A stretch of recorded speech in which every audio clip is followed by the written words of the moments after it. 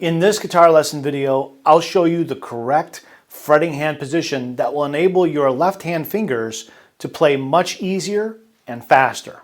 I'll also show you a great way to get your two hands in sync better, and that will make it even easier to build your guitar speed. Hi, I'm Tom Hess.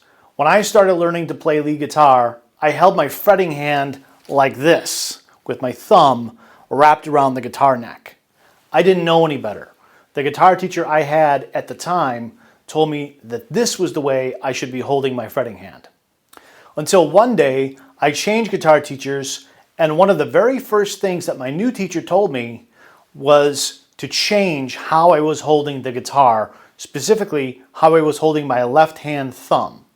Once I made that change, my guitar playing improved quickly.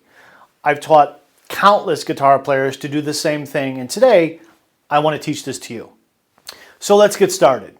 What you're going to see next is an excerpt of a guitar lesson that I taught at a recent live HessFest event.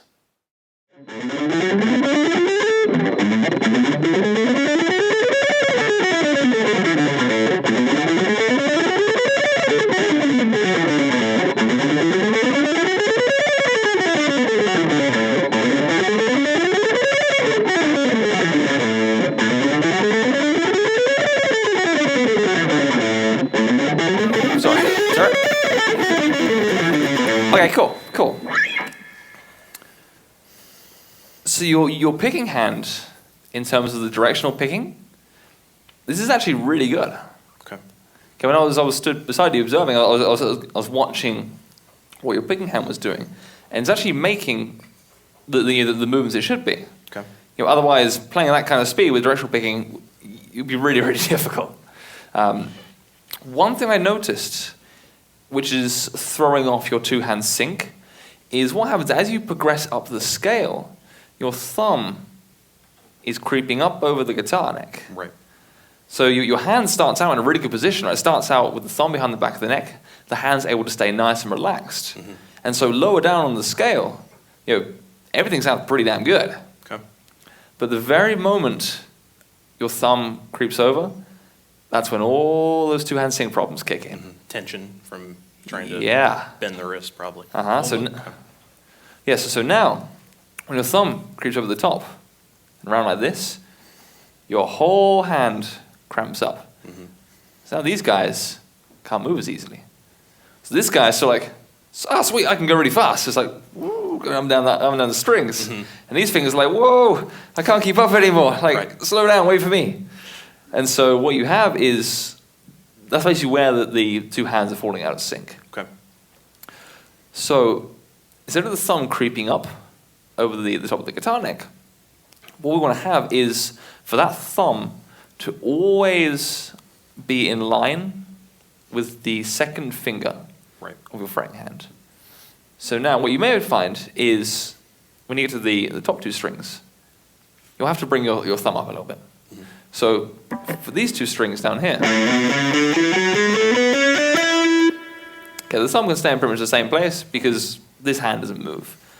But as soon as you get up to here, well, now our thumb has to shift up as well. Okay.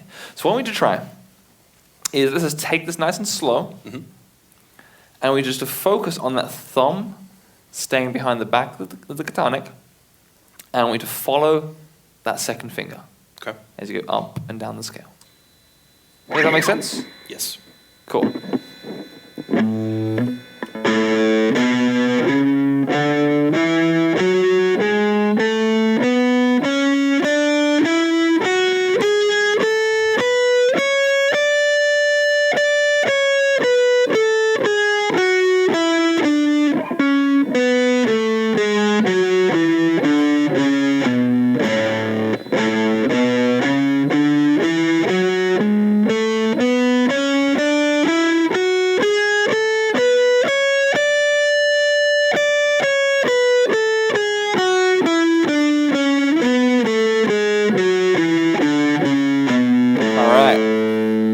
Much better.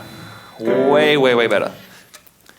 So when you have your thumb behind the back of the neck, this is going to keep your hand, or this is going to help to keep your hand nice and relaxed when you go up and down your scales, or even arpeggios for that matter. So when this guy stays relaxed, all these fingers can move faster. When the fingers can move faster, it's going to be easy for you to play faster. And you want to play a scale fast, right? Yes. Like really fast. Yes. Let me interrupt here just for a moment. Excellent observations and explanations. Look what happens when the thumb comes up. Look what happens to my fingers. These fingers, you start off like this. It's like make like a C. Right. Okay. And then as the thumb creeps up, the fingers curl. Right. So take your hand like this and just wiggle your fingers around. Now bring your thumb up like this where your fingers curl, wiggle your fingers around. Right. It's all the tension in there. They can't go very fast. Right. Okay, that's why having this wrapped around is so damaging to your dexterity. Right. I shouldn't say damaging, but so restrictive. Okay, so what Dan just took you through kept your hand in position so that they can freely move. Right. So that's where the speed's going to come from. Yeah. Okay. Great. One other thing I noticed here, Dan, I'm sure you heard it too. When Chris was going up and down, the high E string was the worst problem. It was the most out of sync. And I think that the two hands were most out of sync on that problem. Partly because by that time you get to the high E string, your fingers were really curled. Right. So that was part of it. But I also think that rhythmically, it probably feels a little weird to you because we're going in triplets.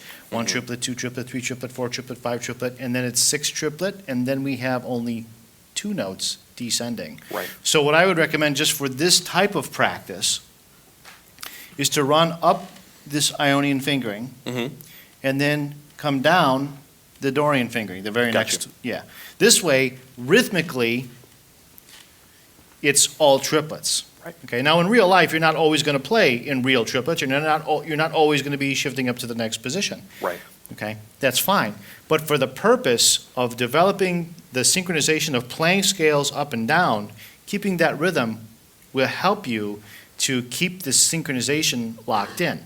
And then when we are in real life situations where we don't do that, and we are really going to play 5 notes or 4 notes or any other number of notes, we'll deal with that separately.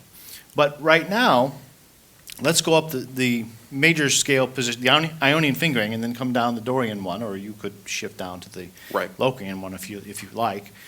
And so we can keep triplets on each string, just for now at least. Okay.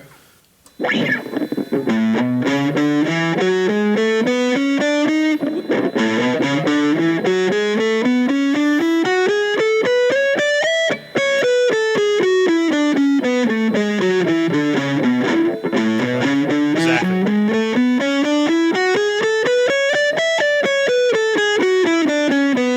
One more time.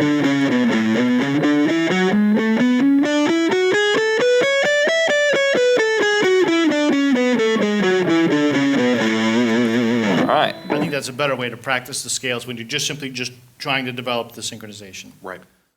Let me know in the comments section what other topics you would like me to make new videos on for you. If you like this video, subscribe to this channel and hit that like button.